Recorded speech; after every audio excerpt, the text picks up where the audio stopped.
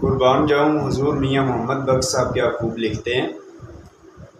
नीचां दी अशनाई कोल फैज़ किसे नहीं पाया, अंगूर चढ़ा के की करते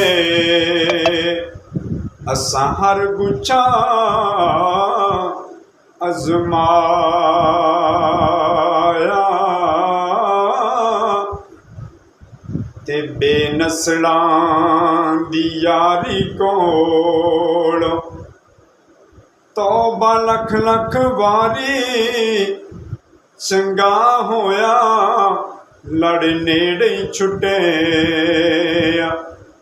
किते उम्र नी गुजरी सारी।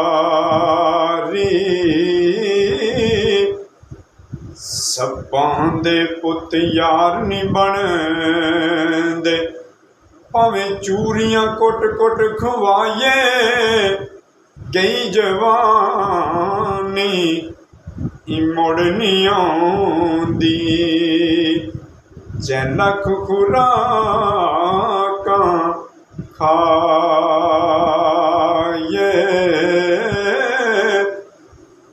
चंगी मंदी सजना कोलों सै वारी हो जांदी पर यार यारां दा गिला नहीं करदे।